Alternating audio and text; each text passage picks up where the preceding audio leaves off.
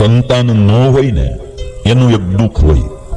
દીકરા કે દીકરી કઈ સંતાન ન હોય તો એનું માણાને દુઃખ હોય.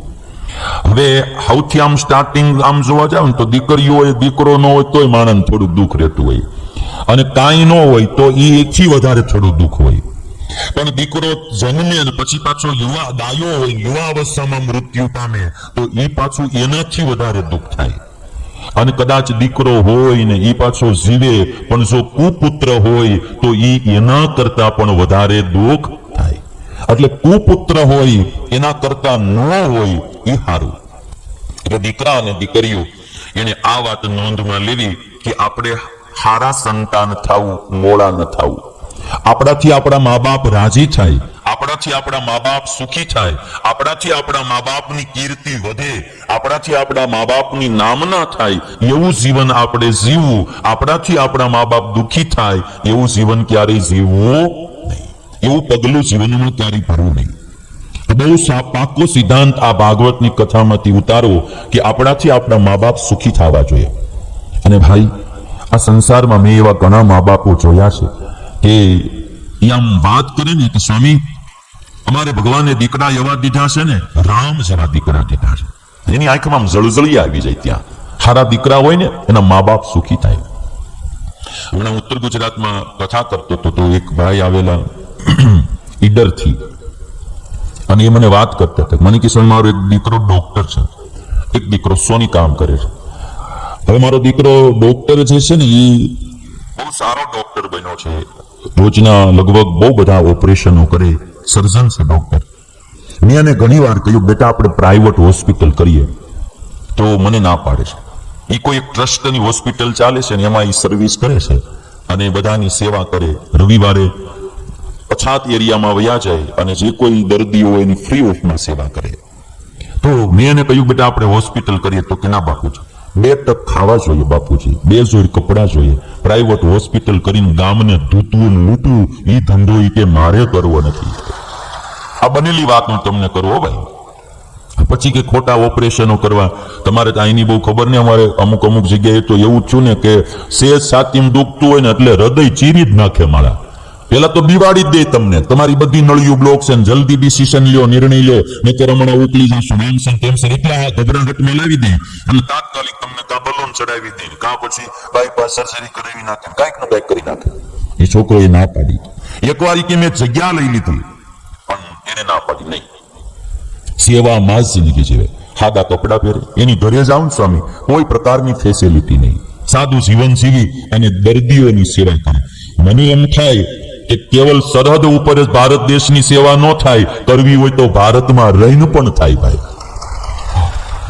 એક ડોક્ટર થયા હોય આપણે આપણા ભારત દેશના લોકોની પ્રામાણિકપણે આપણે એની દવા કરીએ. પૈસા ન લેવાથી એવું મારું નહીં કેવું, પણ પ્રામાણિકપણે ખોટા ઓપરેશન ન કરીએ, ખોટી દવાઓ ન દઈએ, ખોટા ઇન્જેક્શનો ન મારીએ, અને કોઈ ગરીબ આવ્યો હોય તો એને જરાક રાહત દરે કામ કરી દઈએ તો પણ એ ભારત દેશની મોટી સેવા છે. કોઈ શિક્ષક હોય ખોટા ટ્યુશનની ફી લઈને ન લઈ લે અને પ્રામાણિકપણે દિલથી ભણાવે. કોઈ ગરીબનો છોકરો હોશિયાર હોય તો વગર ફી લઈને ભણાવે, ઓછી ફી લઈને ભણાવે, તો એ પણ એક દેશની સેવા છે. અને આ ભાઈ વાત મને કરી મને કે સ્વામી પછી મેં એને એકવાર કીધું કે મેં કીધું બેટા તું એક દી આવ્યો તો 2 ભાઈઓને હું જીવતો છું ત્યાં ભાગ પાડી દઉં પ્રોપર્ટીના. તો મારા છોકરાએ ડોક્ટરે એવું કીધું કે બાપુજી એમાં મારે ત્યાં આવવાની જરૂર નથી, તમારે નાના ભાઈને જે દેવું હોય એ એને દઈ દો, અને મારા ભાગમાં જે આવતું એ બધું તમારી પાસે રાખો, તમારે જ્યાં વાપરવું અહીંયા વાપરજો, દાનમાં દેવું હોય દાનમાં દેજો, જે વધશે એ હું લઈ લઈશ કે પછી કે આવું કે આ મારા મોટા છોકરાએ વાત કરી. હવે આવા દીકરા ડાયા હોય ભાઈ તો એના મા બાપને કેટલો આનંદ થાય, કેટલો હર્ષ થાય કે ભગવાને મને રામ જેવા દીકરા દીધા. અને શેઢાનું ખડ વાઢવા હાટું બાંધતા હોય અને અબોલા કરતા હોય તો એ મા બાપને શું સુખ થાય ભાઈ.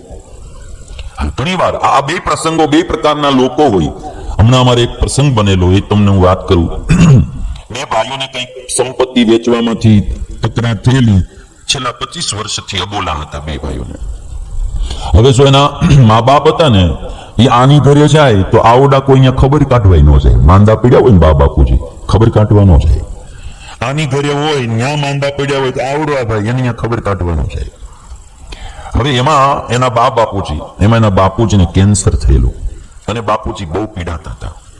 એટલે જેની ઘરે હતા ને એને એ બાપુજીનો એક સંકલ્પ એમ ઈચ્છા રહ્યા કરે કે એકવાર મારા બે છોકરા ભેગા થાય. એટલે વારે વારે કઈ પૂછે ને કે બાપુજી તમારી શું ઈચ્છા, તો એટલી વાત કરે, ભાઈને એકવાર બોલાવીને તમે બે ભાઈઓ ભેગા બે અને એકવાર જમો તો મારો આત્મા ટાઢો થાય કે આવું વારે વારે એના બાપુજી કહે. એટલે જેની ઘરે એના બાપુજી હતા ને એને એના ભાઈને આમ તો બોલાતા, પણ એમ તો બાપુજીને રાજી કરવા હું સામે આવીને જાઉં અને એને વાત કરું કે ભાઈ જે હશે મારી ભૂલ હોય તો માફ કરો, પણ બાપુજી રાજી થાય એકવાર તમે આવીને ખબર કાઢો.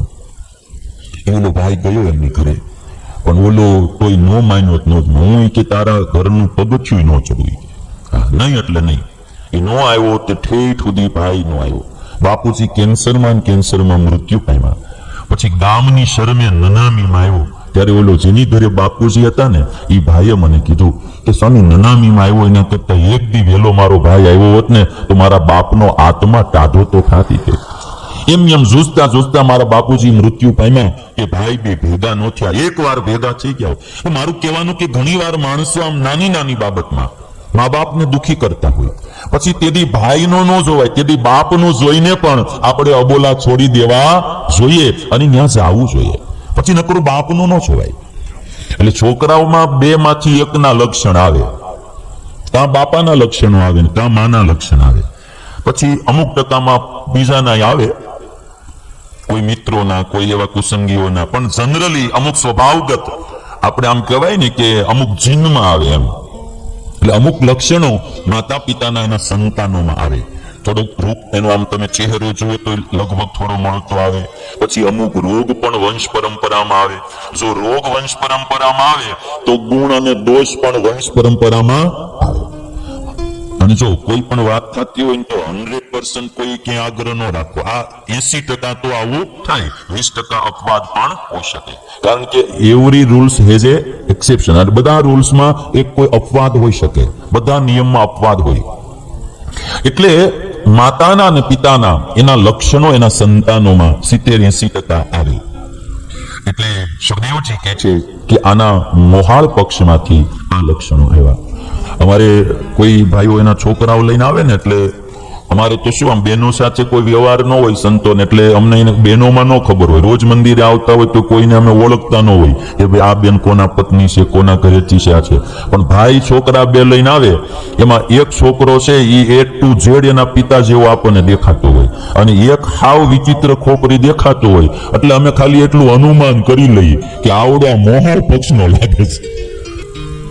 અમુક જે શરમ વિનાના માણા હોય ને એને ગમે એટલું તમે કયો ને તો એ સુધરે નહીં. ગમે એટલું તમે એને કયો પણ એ સુધરે નહીં. કયો તો સાંભળી લે. અમારા સુરતમાં એક જુગારી ભાઈ છે, મેં એને ઘણી વાર કીધું મેં તમે આ જુગાર રમવાનું છોડો. મને કે સ્વામી તમારા જેવા સાધુ મળ્યા ને હવે અમે એક જુગાર ન છોડીએ કે તો હું કહેવાય કાલથી હવે બંધ. 5 મહિનો થઈને તમારે પગી ગયો હોય. હું છેલ્લા 10 વર્ષથી આ મહેનત કરું છું પણ એ ભાઈ જુગાર નથી છોડતો એટલે નથી છોડતો. વાત મોટી કરે, સંતો કે હું જ ન થાય સ્વામી એમ વાત કરે, પણ પાછો મારો છોડે નહીં. એટલે અમુક ને જેને લાશ શરમ ન હોય ને માણસ સુધરે નહીં. એટલે કોઈ કવિએ બહુ સરસ વાત કીધી કે બેશરમી હોય તે સુધરે નહીં, જે કહો તે સાંભળી લે. બેશરમી હોય તે સુધરે નહીં, જે કહો તે સાંભળી લે. કરતો હોય એમ કર્યા કરે અને ફરીને કહો તો સાંભળી લે. કરતો હોય એમ કર્યા કરે અને ફરીને કહો તો પાછો સાંભળી લે. એટલી સુધરે નહીં. ઘણી વાર મા બાપ સારા હોય પણ એને ત્યાં સંતાન મોડા થતા હોય. અમુક અપવાદ બી હોઈ શકે. ઘણી વાર મા બાપ મોડા હોય એને ત્યાં પણ દીકરા હારા થતા હોય. જે મેં કીધું ને 20-30% અપવાદ હોય. અમુક કાદવમાં પણ કમળ ખીલતા હોય. તમે લંકામાં જો તો બધા રાક્ષસો ને અસુરો હતા પણ એમાં વિભીષણ જેવો એક ભક્ત ઉત્પન્ન થયો. આમાં આખું જુદું જ લાગે ને આપણને. અસુરોના મધ્યે એક ભક્ત ઉત્પન્ન થયો. મંથરા આમાં અયોધ્યામાં જોઈએ તો આખી અયોધ્યા સાત્વિક જીવન જીવનારી હતી પણ એમાં એકાદી કઈને મંથરા ઉત્પન્ન. એટલે આ બે ચીજ બનવાની. ઘણી વાર મા બાપ બહુ સારા હોય પણ એના છોકરાઓ થોડા મોડા નીકળે. લોકો પછી શું કહે છે કે મા બાપ આવા હતા ને એને આવા છોકરા કેમ, પણ હવે કઈ એના હાથની તો વાત નથી ભાઈ. અમુક વખતે હવે આ ગમે ત્યાંથી આવી ગયો હોય, જીવ તો ક્યાંથી આવતો હોય ભાઈ, એમાં કઈ નક્કી ન હોય. અને દીકરા થતા ન હોય ને બહુ માનતા રાખ્યું હોય, પછી ભગવાનની વાહે આપણે પડી ગયા હોય, પછી ભગવાનને કંટાળીને એમ થાય કે આને ગમે ત્યાંથી એક ગયો ને પછી પાકિસ્તાનમાં જીવ લઈને આયા નાખે. એટલે મારે તો બહુ આમાં ઠીક છે, થોડી પ્રાર્થના કરે, પણ બાકી ભગવાને જેમ રાખે ને એમાં મજા કરાય. કે બધું હોય તો સુખી હોય એવું નથી ભાઈ. એટલે પછી એવા એકાદા જીવ ક્યાંકથી આવી ગયા હોય, મા બાપ સારા હોય પણ દીકરા મોડા થાય, એટલે એમાં કોઈ દી મા બાપને દોષ ન દેવો. એ બિચારા શું કરે, સુધારવા ઘણી મહેનત કરી હોય, ઉપદેશ ઘણો દીધો હોય, પણ અમુક વેન જેવા હોય એ સુધરે નહીં, એમાં મા બાપ શું કરે? જેમ તમારી એમ અમારી હોય, ચેલાઓ હોય, ઘણું ગુરુ કહેતા હોય, ઘણું ધ્યાન રાખતા હોય, વારે વારે રોકતા હોય, ટોકતા હોય, પણ હવે અમુક કાટમાળ જેવો આવી ગયો હોય, હા તો કોઈ નો સુધરે તો નો સુધરે. હાલો, એટલે આવું બની શકે છે સમાજમાં. અને એટલા માટે સુપુત્ર થવું, સુપુત્રી થવું. આજકાલ ખાલી દીકરાઓ જ મા બાપને ક્યારેક હેરાન કરતા હતા, અને હેરાન કરનારા દીકરાઓ 5-10% જ હોય. બાકી તો હજી આપણી ભારત સંસ્કૃતિ છે, આ સંતોની ભૂમિ છે, હજી અહીંયા આવી કથાઓ થાય છે, એટલે 70-80% દીકરાઓ મા બાપની સેવા કરનારા ભારતમાં છે. હા, નીકળે કદાચ 10-15% ક્યાંક, પણ પેલા ખાલી દીકરાઓ મા બાપને દુઃખી કરતા હતા 10-15%. હવે દીકરીઓ જે સ્વચ્છંદી જીવન જીવવા માંગીને એનાથી એના મા બાપ દુઃખી થાય છે. એટલે દીકરીઓએ પણ જીવન જીવવામાં ધ્યાન રાખવું કે આપણું એવું પવિત્ર અને મર્યાદા વાળું જીવન જીવવું કે આપણાથી આપણા મા બાપ રાજી થાય. અને દીકરીની તો 2 ફરજ છે, પોતાના બાપનું નામ રોશન કરવું, અને જ્યાં સાસરે જાય ત્યાં એના પતિનું નામ પણ રોશન કરવું. 2 કુળને તારે ને એ દીકરી છે ભાઈ, 2 કુળને તારે. એટલે દીકરીઓએ પોતાની મર્યાદાઓ, આપણી ભારતીય સંસ્કૃતિ, આપણી કુળ મર્યાદા, આપણી જે કઈ સારી સંસ્કૃતિ છે એનું જતન કરવું, એકદમ સ્વચ્છંદી જીવન ના જીવવું. જો રામે પોતાનું જ ખાલી કે કઈ નું જોયું હોત તો એ 14 વર્ષ વનમાં ન જાત. રામે એ વિચાર કર્યો કે આમાં હું નહીં જાઉં તો મારા પિતાનું વચન ફેલ થાય. નહીં તો રામ કહી શકતા હતા કે ભાઈ મેં ક્યાં વચન તમને દીધું, તમે કઈને દીધું, તમે સમજો ને કઈ સમજે, હું કઈ વનમાં નથી જવાનું, કહી શકે. પણ રામે એવું ન કર્યું. મારા પિતાનું વચન ફેલ થાય એ મારાથી પોહાય નહીં, હું 14 વર્ષ વનવાસ ભોગવી લઈશ. આ દીકરાનું લક્ષણ છે.